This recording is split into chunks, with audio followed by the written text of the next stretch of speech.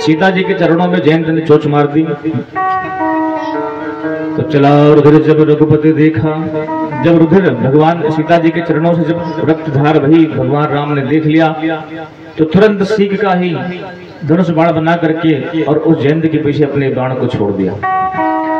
अब त्रिलोकी में जयंत भाग रहा है कि कोई इस बाण से रक्षा कर ले, लेकिन जयंत की रक्षा करने के लिए त्रिलोकी में कोई तैयार नहीं हो रहा है। ब्रह्मा जी के पास गए, उसने कहा ब्रह्मा जी रक्षा करो। किससे भैया? भगवान के बाण से। ब्रह्मा जी ने कहा पधारो यहाँ से, भागो जल्दी से। सबसे रक्षा पर भगवान के बाण से रक्षा नहीं है। शंकर जी से कहा, उन्होंने भी मना कर दिया। अपने पिता इंद्र से कहा, उन्होंने भी मना कर दिया। देख बेटा तो मेरा बेटा जरूर है, पर जिसका तुमने अपराध किया है उसके रोष से हम भी तुझे बचा नहीं सकते हैं, इसलिए यहाँ से भागो। त्रिलोकी में जयंत भागता रहा, लेकिन जब उसको कहीं आसरा नहीं मिला, जब उसको कहीं कोई ठौर नहीं मिली, तब श्री नारद जी महाराज ने देख लिया कि नारद देखा बिकल जयंता, लाग दया कोमल चित संता। नारद जी महाराज ने देखा जयंत को तो देखते ही उनके हृदय में दया आ गई और उन्होंने कहा, जयंत तुम कब तक भागोगे ऐसे, और कहां तक भागोगे? जहां भागोगे राम जी का बाण तुम्हें वहीं पीछे लगेगा। और तुम भागे क्यों? बोले महाराज हम तो राम जी की बल देखना चाहते थे कि कितना बल है।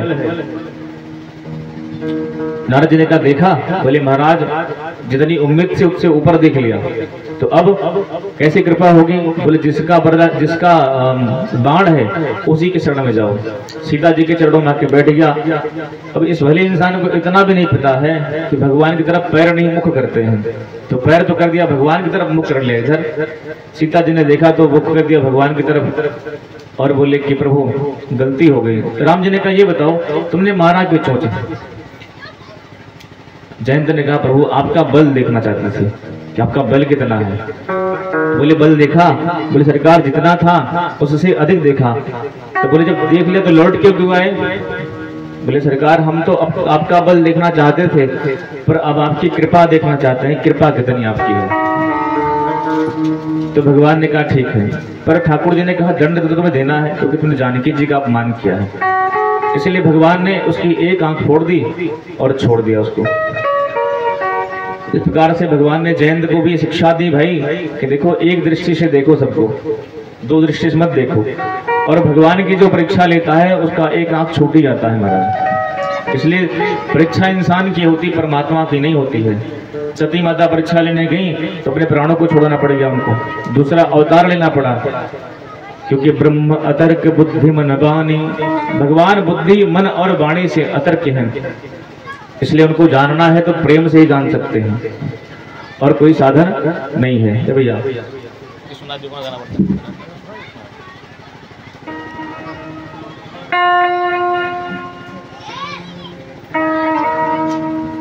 बोले सच्चे दरबार की जय। आप लोग ये कारण नहीं बोलती मैया जी, बोलो काली मैया की। काली मैया ना जो कुछ बोल नहीं बोलते आनंद की। आप लोग बोलती नहीं, बड़ा कष्ट होता है।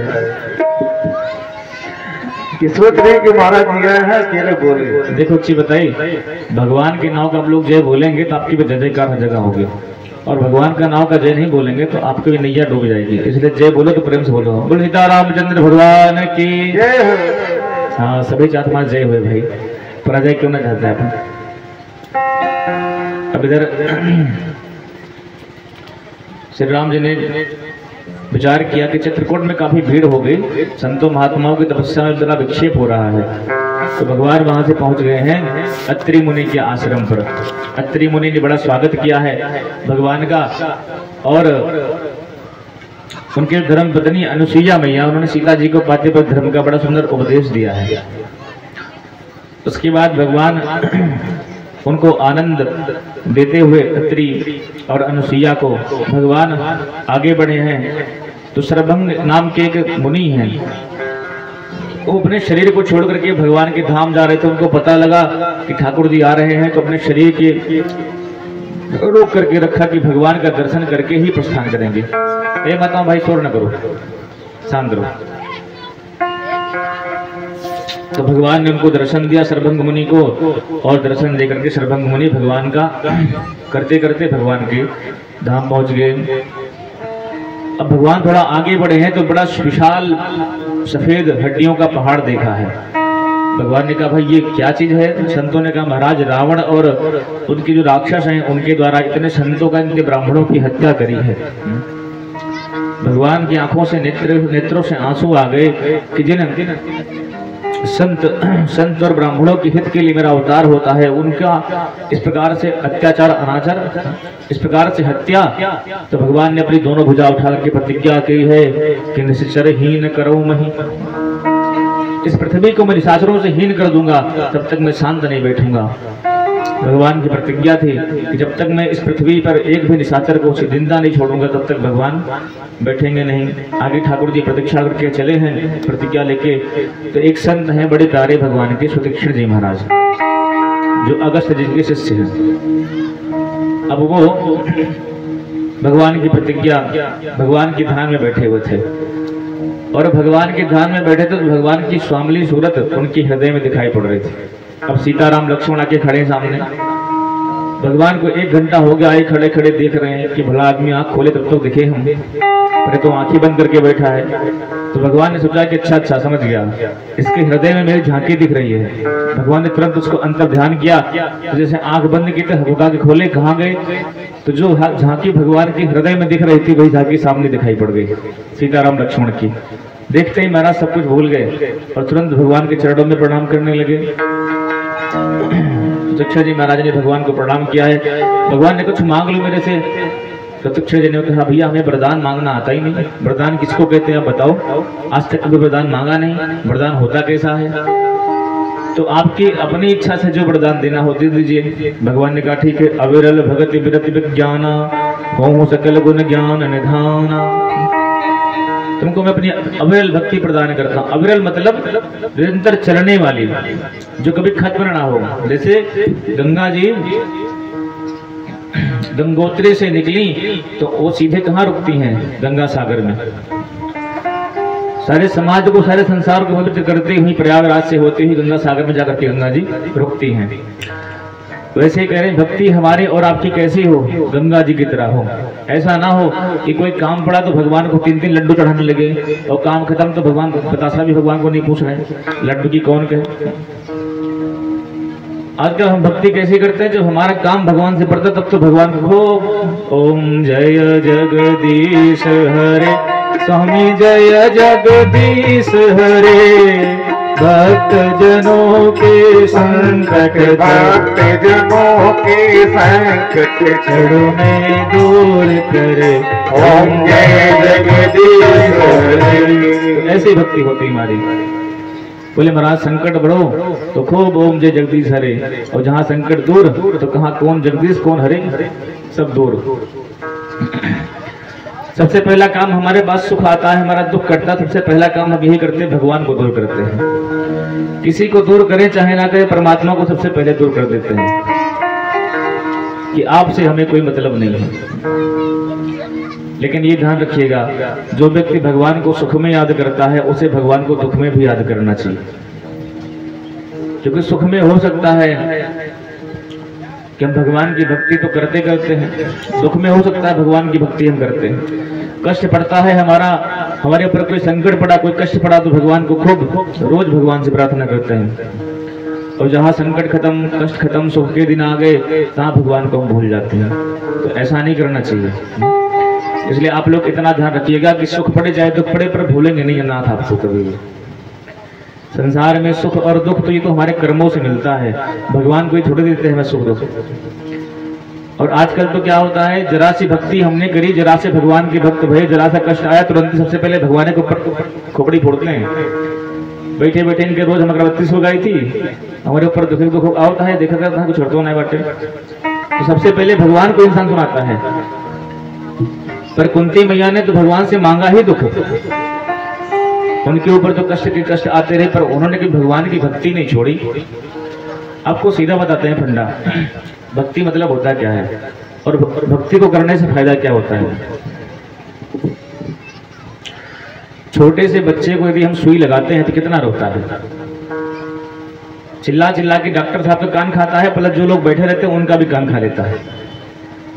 लेकिन जब वही बच्चा थोड़ा बड़ा भया, सुई को सहने की सामर्थ्य आ गई, तो हंसते हंसते आराम से खुद देखता भी रहेगा, सुई भी लगवा लेगा, पर उसके दर्द नहीं होता है। होता तो है पर सहने की उसके अंदर क्षमता आ जाती है। तो जब शुरू से हम भक्ति करते हैं तो हमारे ऊपर विपत्तियों की सुई खूब लगती है। शुरू शुरू में भक्ति जब भगवान की करते हैं तो हमारे ऊपर संकटों की सुई, विपत्ति की सुई खूब लगती है। भगवान परीक्षा लेते हैं, जरा देखें भक्ति कितनी बड़ी इसकी है, सच्ची है कि झूठी है।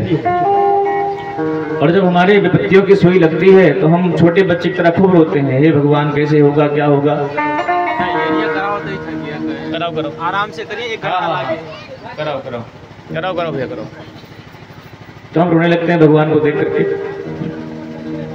लेकिन जब भक्ति करते करते करते करते इतना भरोसा हो जाता है कि ठाकुर जी चाहे अच्छे रखो चाहे बुरा रखो, हम आपके भरोसे हैं, चाहे सुख दो चाहे दुख दो, पर आपको छोड़ने वाले नहीं हैं। तब भगवान जान जाते हैं कि नहीं भैया पक्का भक्त है। तो कष्टों को सहने की सामर्थ्य भगवान की भक्ति से आती है। कितने लोग जरा सा हाई स्कूल में फेल भय, पंखे पे लटक गए, बोले काहे के लिए लटके, तो एक क्या बोलते हैं उसको, सुसाइड नोट लिख के चले गए कि हमारे दोस्तों ने हमारी बड़ी मजाक उड़ाया, बहुत खिल्ली उड़ाई हमारी, और मैं संसार में किसी को मुंह दिखाने लायक नहीं था, मैं हाई स्कूल में फेल हो गया। अरे मूर्ख इंसान, हाई स्कूल में फेल होना क्या जिंदगी में फेल होना है? अरे तुम हाई स्कूल में फेल हो भाई, जिंदगी में फेल नहीं हुए हो। और ये होता क्यों है? क्योंकि हमारा आत्मबल कमजोर होता है। जिस इंसान का आत्मबल मनोबल मजबूत होता है वो आत्महत्या जैसी चीज कभी सोचता भी नहीं जिंदगी में अपने। क्योंकि भगवान ने हमें आपको मनुष्य बनाया है तो किसी कारण से बनाया है, इसलिए नहीं बनाया है कि तुरंत आत्महत्या कर लो जरा से दुख आए तो। सुख दुख तो हमारे जीवन में हमारे कर्म से मिलते हैं, पर भगवान की भक्ति बड़े प्रेम से, भगवान बड़े भाग्य से प्राप्त होती भैया। इसलिए मानव जीवन प्राप्त करके भक्ति कष्ट आए आने दो, पर भगवान को मत भूलो। मूल बात है भगवान। कितना कष्ट आया भरत जी के चरणों में, भरत जी के जीवन में, लेकिन 14 वर्ष तक भरत जी राम को नहीं भूले, राम का स्मरण करते रहे। और आप कल या परसों में सुनेंगे कि जिस समय राम जी राजा बनने के लिए आते हैं 14 वर्ष पूर्ण करके, तो भरत जी दुबले होकर के ऐसे हो गए हैं, लेकिन उनके शरीर का, उनके मुखमंडल का जो तेज है वो खत्म नहीं हुआ है। वो क्यों नहीं हुआ है? वो इसीलिए नहीं हुआ है क्योंकि भगवान के भजन, भगवान की भक्ति से उनका तेज शरीर का बढ़ता रहा है। इसलिए कष्ट में सब कुछ भूलो भैया, पर भगवान के नाम को, भगवान की कथा मत भूलो। तो सुदक्षिण जी महाराज भक्ति कर रहे थे और जैसे भगवान सामने खड़े भई तो तुरंत जो है प्रसन्न हो गए। बोले प्रभु मैं क्या करूं? तो भगवान से वरदान, बोले हम तो वरदान जानते नहीं है, आप जो देना हो दे दीजिए। भगवान ने कहा अविरल भगति विरति विज्ञान हो सकल गुण ज्ञान निधान। आपको हम अविरल भक्ति प्रदान करते हैं, सकल गुणों के धाम होगे। अब सुदक्षिण जी कह रहे महाराज अब मुझे कुछ मांगने की इच्छा हो रही है। अच्छा अभी तो कह रहे थे हमें वरदान आता ही नहीं है, हम वरदान किसको कहते हैं जानते ही नहीं है, पर अब कह रहा हूं मांगने की इच्छा हो रही है, क्या मांगते हो बताओ? तब कहते हैं प्रभु जी दुकानदार के पास जो वस्तु फालतू होती है, उसके कोई ग्राहक नहीं होते हैं, उसे फ्री में बेचना पड़ता है। सही बात है नहीं बात? देखिए कोई ग्राहक ना हो जिस सामान के, और कोई उसका ग्राहक आ जाए कि भैया मुझे चाहिए, तो क्या कहता है ठीक है यार तुम खरीद के दाम मत दो, बस केवल जो तुम्हें देना ले जाओ इसको, ये भार है यहाँ पे रखी हुई है। तो शिक्षण जी ने कहा महाराज एक वस्तु आपकी कृपा रूपी पिटारे में है जो भार है आपके लिए, आप किसी को देते ही नहीं हो। कौन सी वस्तु है? शिक्षण जी ने बड़ी सुंदर चीज मांगी है कि अस अभिमान जाहि जन भोरे, मैं सेवक रघु पति पति मोरे। कि अस अभिमान जाहि जन भोरे। हे रघुनाथ जी मन में सिर्फ एक चीज मांगता हूँ, क्या हमें अभिमान मिल जाए। भगवान ने कहा तुमको पता नहीं, जिसके हृदय में अभिमान आता है उसके हृदय में मैं नहीं आता हूँ। बोले सरकार सब पता है, पर कौन सा अभिमान आता है तो आप चले जाते हो, कौन सा? संसार का पद आता है, संसार का अभिमान आता है, तब भगवान हृदय से भाग जाते हैं। लेकिन अपने भगवान का अभिमान आता है तो भगवान आपके हृदय में कैद हो जाते हैं। इसलिए आपसे यही मांगता हूँ कि आपका अभिमान कोई नहीं मांगता आपसे, पर मैं आपका अभिमान मांगता हूँ। बोले क्या करोगे मेरा अभिमान लेके? तब श्री सुदक्षिण जी कहते हैं ठाकुर जी, संसार के ऊपर अभिमान करने से हमें कुछ मिला नहीं। हमने अपने माता पिता पर अभिमान किया, वहां भी मुझे धोखा मिला। हमने घर परिवार पर अभिमान किया, वहां भी धोखा मिला। अपने बच्चों पर अभिमान किया, वहां भी धोखा मिला। अब हम आप पर अभिमान करना चाहते हैं। संसार के लोगों पर खूब अभिमान किया, पर प्राप्त कुछ नहीं भया। इसलिए अब हम चाहते हैं कि ठाकुर हमरे रमण बिहारी, हम हैं रमण बिहारी के। ठाकुर हमरे अवध बिहारी, हम हैं अवध बिहारी के। ठाकुर हमरे अवध बिहारी, हम हैं अवध बिहारी के।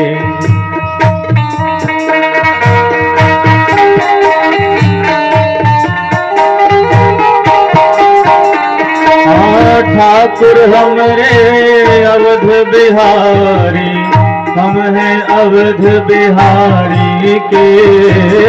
ठाकुर हमरे अवध बिहारी, हम हैं अवध बिहारी के।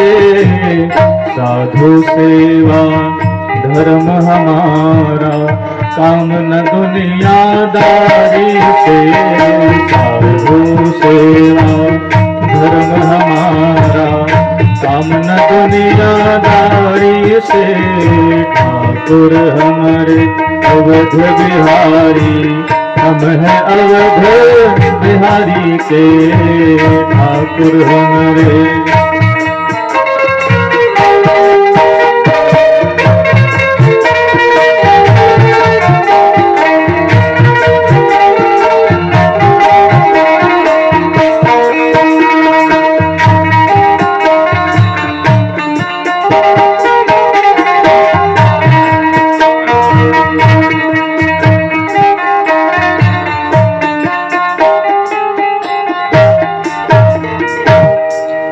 ने कहा कि ठाकुर हमरे अवध बिहारी, हम हैं अवध बिहारी के। अभिमान रखना है तो भगवान का रखिए, संसार का। तो भगवान के अभिमान को श्री सुदक्षिण जी महाराज ने मांगा है। भगवान ने कहा हमें अगस्त मुनि के पास जाना है, तो क्या आप ले चल सकते हैं? बोले गुरुजी हमारे ही गुरु हैं, हमारे ही गुरुजी हैं अगस्त जी, तो हम आपको लेके चलते बड़े प्रसन्न होंगे। बड़ा दिन हो गया गुरु जी का दर्शन नहीं किया। बोले क्यों, क्या कारण है?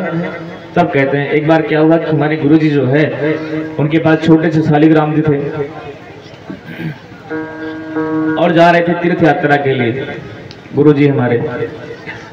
तो बोले बेटा ये ठाकुर जी हैं, इनको हम तुमको दे दे रहे हैं, इनकी तुम सेवा क्या करना शालिग्राम जी की। बोले जी गुरुजी।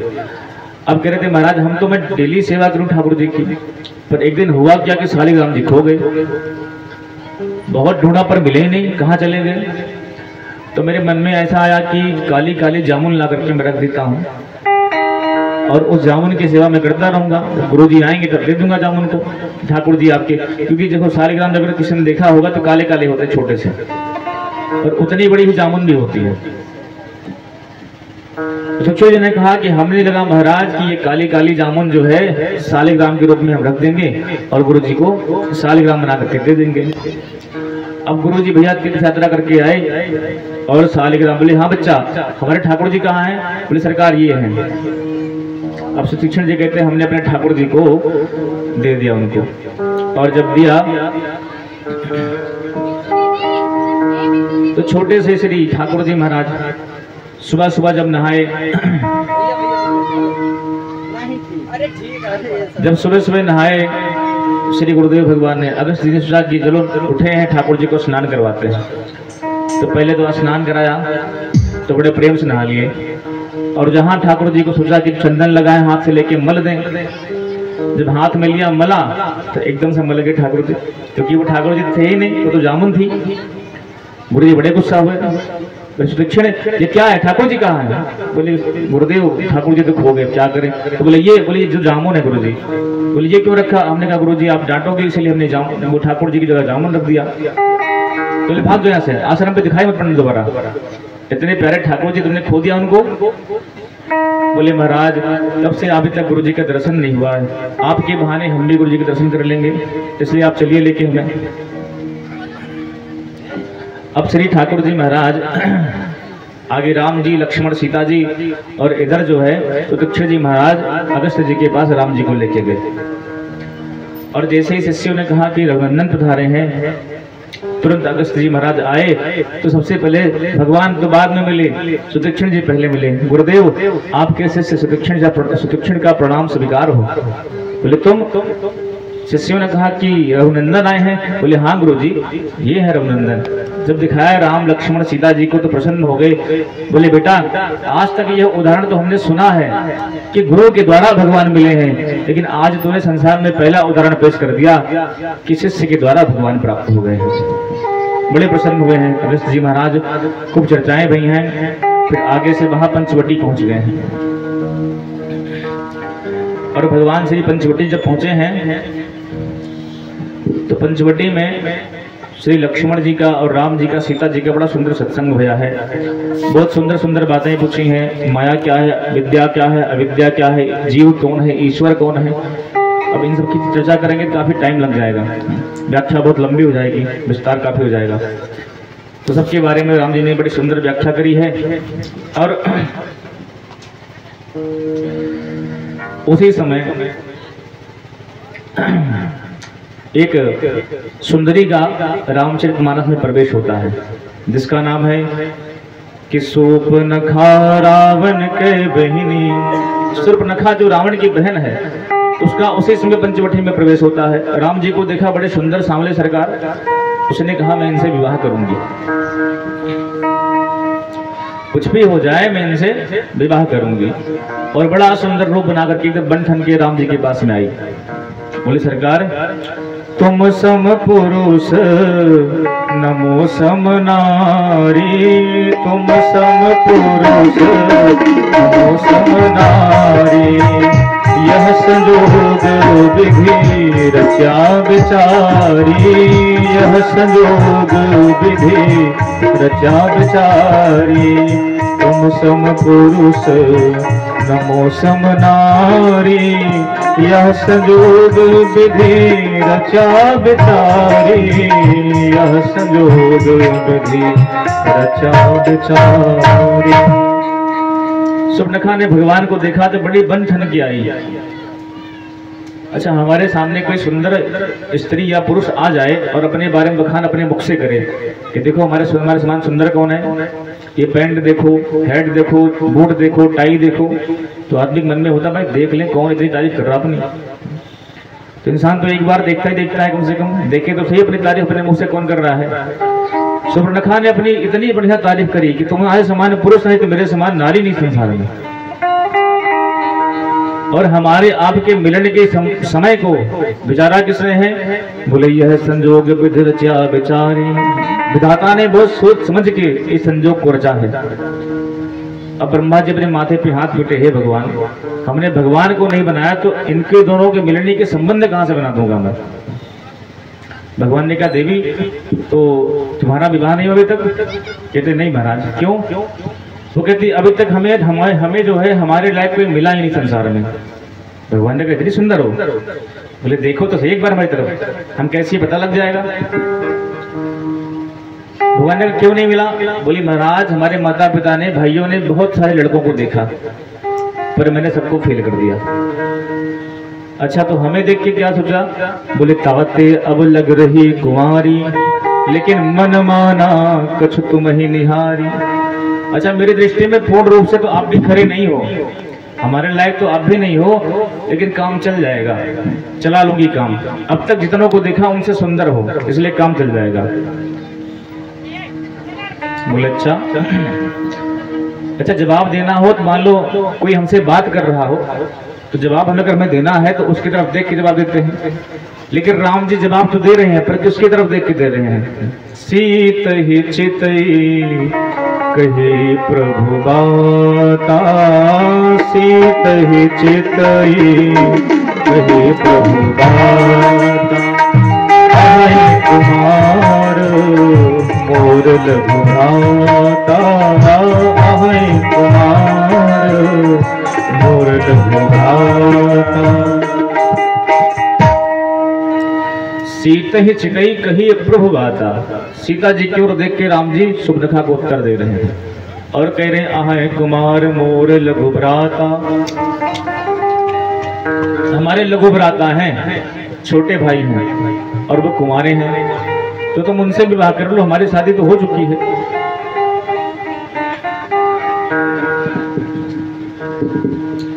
पर अब सुबनखा लक्ष्मण जी के पास जाती है तो कहती सुनिए, वो आपके भाई हैं काले काले जो हैं? लक्ष्मण जी ने कहा हमारे भाई हैं, बड़े घमंडी हैं, हमने विवाह की बात करी, सुनना तक नहीं, बात तक नहीं किया हमसे, पर मैं तो आपसे शादी करूंगी।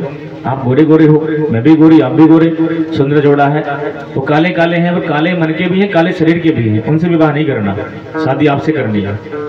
लक्ष्मण जी ने कहा सुनो देवी, ये बताओ मालकिन बनोगी कि नौकरानी बनोगी? उसने कहा नहीं मालकिन बनोगी, नौकरानी क्यों बनोगी? बोले सुनो हम उनके दास हैं, हमसे शादी करोगे तुमको दासी बनना पड़ेगा।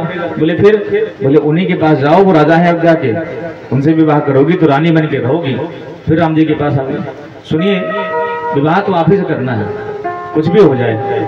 आपके छोटे भाई बड़े घमंडी हैं, ढंग से बात तक नहीं करते हैं, विवाह तो आपसे ही करना है। अब राम जी भेजते लक्ष्मण जी के पास, लक्ष्मण जी भेजे राम जी के पास में, उसको आया क्रोध, तुरंत अपना विकराल रूप बनाया। उसने कहा कि सारी समस्या की जड़ी सीता है, मैं इसी को खा लूंगी। सीता जी की तरफ मुंह उठा के दौड़ी। राम जी ने कहा ऐसा करो, इसके नाक और कान काट दो। तुरंत लक्ष्मण जी महाराज ने उसके नाक और कान काट दिए, नकटी बना के भेज दिया उसको। सुपनखा का मतलब क्या होता है? सूपस्य नखम इव सुपनखा, जिसके सूप के समान नख हो वो सुपनखा। और आजकल महाराज सुपनखा की भतीजियों की कमी नहीं है, जिसको देखो वही इतने बड़े नाखून बना के पहन लिया हाथों में। ये हमारे यहाँ की परंपरा नहीं है कि माताएं बहनें बड़े बड़े नाखून लेके टहलें। छोटे छोटे नाखून जो होते हैं अच्छे लगते हैं, और आजकल तो रेडीमेड नाखून आते हैं। विवाहों में मैंने देखा है लड़कियां या औरतें जो होती हैं वो कुछ होता है चिपका लेती हैं इस पे, और शादी खत्म तो निकाल देती हैं, तो वो और लंबा लगता है। ऐसा लगता है कि महाराज दुल्हन है कि चुड़ैल बैठी है सामने, पता लगे पति को पहुंचते ही घुटना शुरू कर दे। तो नख छोटे होने चाहिए, इसलिए ये शुभ नखा है। जब इसको नकटी कर दिया, देखो शास्त्रीय मर्यादा में जो नाक है ना वो स्वर्ग का प्रतीक है। आदमी क्या कहता है स्वर्ग मतलब क्या?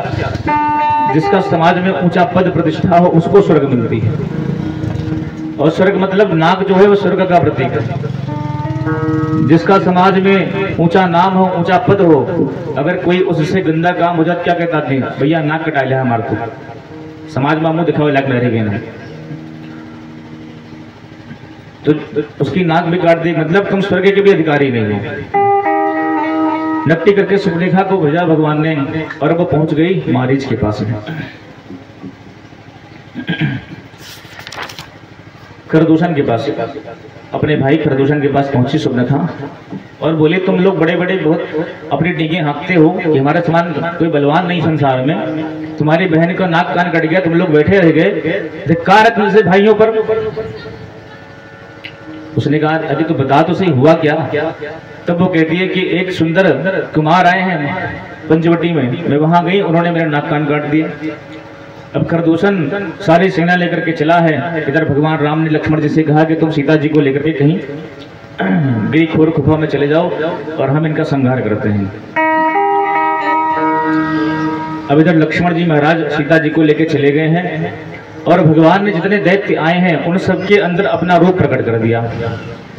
जितने दैत्य हैं सबको राम जी ही दिखाई पड़ रहे हैं। प्रत्येक दैत्य में एक दूसरे को राम दिखाई पड़ रहे हैं और सब आपस में लड़ भर के खत्म हो गए। और भगवान ने खरदूषण का भी संहार कर दिया, उसका उद्धार किया। जब वो कुछ नहीं कर पाया तब सुबह गई रावण जी के पास। और रावण मद्यपान करके नृत्य देख रहा था, अप्सराओं का। तुरंत पहुंची सुबह, उसने कहा तुम्हारे जैसा भाई हो तो यही उम्मीद कर सकते हैं, हाथों में पहन लो चूड़ियां और नृत्य देखो इन अप्सराओं का। तुरंत नृत्य बंद हो गया। बहन क्या हुआ? अच्छा, ये रावण अपनी बहन को मानता बहुत था, क्योंकि इसका जो पति था विद्युत जिह्वा, उसका वध रावण ने अपने हाथों से किया था। इसलिए इसको सुहाग को उसने अपने हाथ से उजाड़ा था, इसलिए बड़ा मानता था इसको। जो कह दे उसी को बात मान लेता था।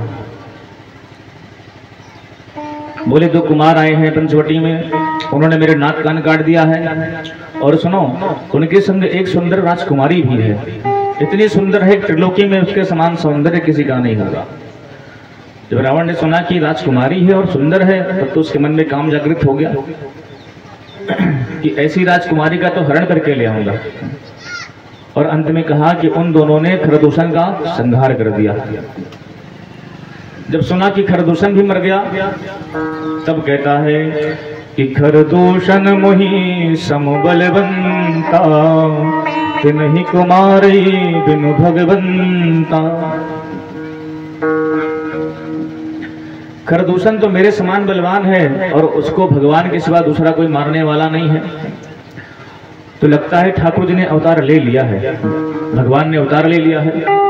और यदि परमात्मा का अवतार हो गया है तो अपने संसार, अपने कुल को मैं तारने के लिए भगवान से जाके बैर करूंगा और उनसे बैर करके मैं मुक्त हो जाऊंगा।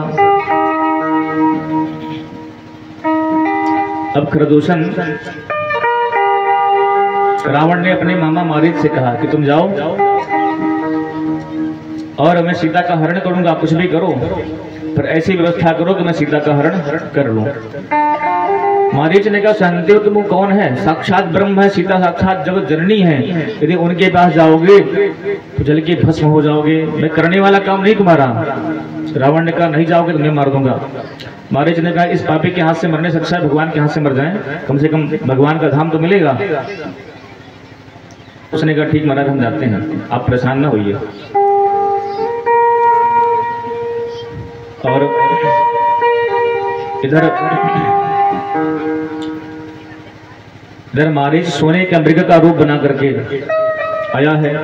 और इधर भगवान ने एक दिन लक्ष्मण जी महाराज समझा लेने के लिए गए हैं। सीता जी से कहा कि तुम कुछ दिनों तक अग्नि में वास करो और तुम्हारी जो परछाई रूपी सीता है वो मेरे साथ रहेंगी। अब मैं कुछ ललित इंद्र लीला करूंगा, मैं कुछ करब ललित इंद्र लीला इन दैत्यों को नाश के लिए। इसलिए तुम जो असली सीता थी वो चली गई अग्नि में, और जो सीता जी की परछाई थी वो परछाई रूप सीता आ गई बाहर राम जी के साथ में।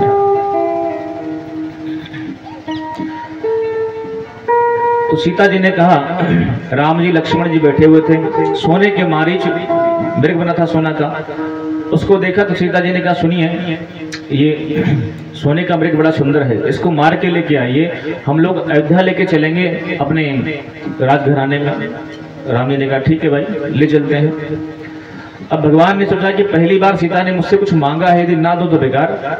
तो भगवान उस मारीच को मारने के लिए धनुष बाण लेकर के जंगल में निकल पड़े हैं। लक्ष्मण जी से कहा कि लक्ष्मण तुम जो है अपनी भाभी की रखवाली करना, क्योंकि निशाचरों की माया बड़ी प्रबल है, ये कुछ भी कर सकते हैं, इसलिए इनको छोड़ के कहीं मत जाना। बोले जी सरकार। तो राम जी चले गए हैं। उतने पे कुछ देर के बाद आवाज सुनाई पड़ी लक्ष्मण लक्ष्मण। तो तुरंत जो है सीता जी को लगा कि शायद राम जी खतरे में है। सीता जी ने कहा लखन लाल तुम्हारे भैया राम खतरे में हैं, इसलिए तुम जाओ उनको बचा के लाओ। लक्ष्मण जी ने कहा भैया तुम जानती नहीं हो राम जी कौन है, राम जी का कोई बाल वाका कर सकता नहीं है, इसलिए आप निश्चिंत रहिए। लेकिन जब बार बार कहा तब श्री लक्ष्मण जी महाराज सीता जी की बात मान करके और एक लक्ष्मण रेखा खींच के सीता जी को बोले माँ इस लक्ष्मण रेखा के बाहर मत आना, इसके अंदर कोई भी आएगा आ सकता नहीं है, पर यदि आप चलेंगी तो बच सकती नहीं है, इसलिए वो लक्ष्मण रेखा लक्ष्मण जी ने खींची।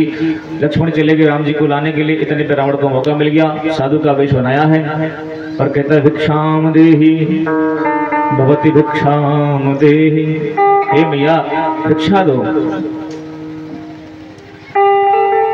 अब सीता जी ने कहा कि महाराज रुकिए हम लाते हैं। सीता जी अंदर गए तो उसने सोचा कि मैं घर के अंदर जाऊं तो बाहर से निकाल के ले आऊंगा, लेकिन जैसे घर के अंदर प्रवेश करने लगा तो तुरंत जल गया। उसने कहा मैया मैं बंधी हुई भिक्षा नहीं लूंगा, यदि भिक्षा देनी है तो इस रेखा से बाहर आकर के भिक्षा दो।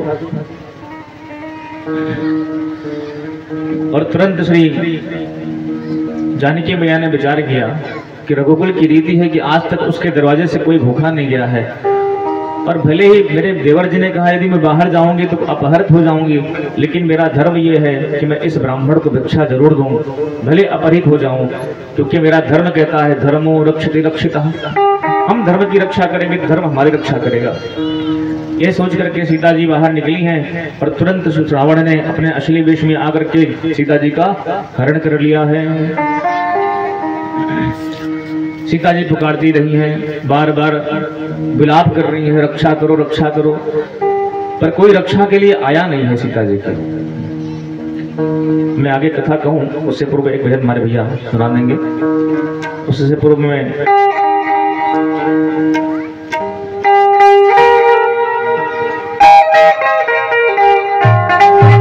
हेलो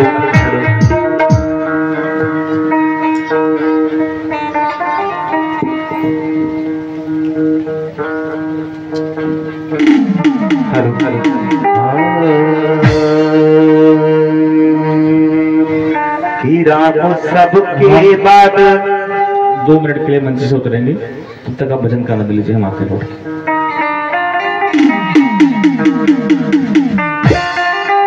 राम सबके बाद हमरो पर विचार करीना, राम सबके बाद हमरो पर विचार करीना, हमारे नैया बाबावर बेड़ा पार करीना, हमारे नैया बाबावर बेड़ा पार करीना, राम सबके बाद हमरो पर विचार करीना, हमारे नैया बाबावर बेड़ा पार करीना, हमारे नैया बाबावर बेड़ा पार करीना।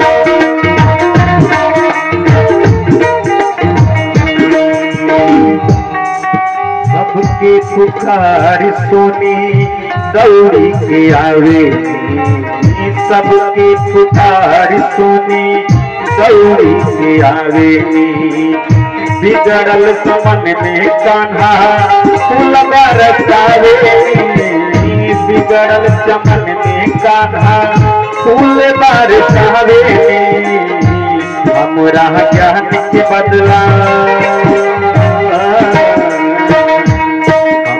ज्ञान के बदला गुलजार करीना, हमारे नैया बाबावर बेड़ा पार करीना, हमारे नैया बाबावर बेड़ा पार करीना।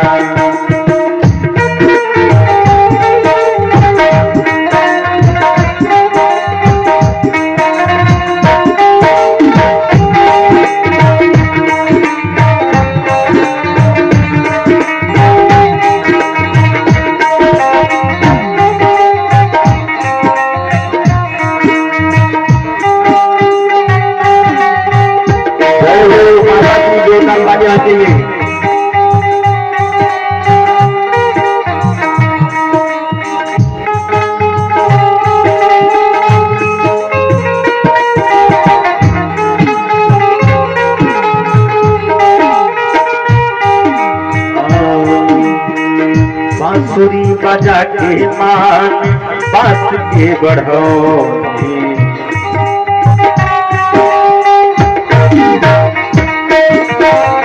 बांसुरी बजा के मान बास के बढ़ौनी। मोरवा मगन बा मोर पंख जे लगौनी। मोरवा मगन बा मोर पंख जे लगौनी। तीसरे बचर में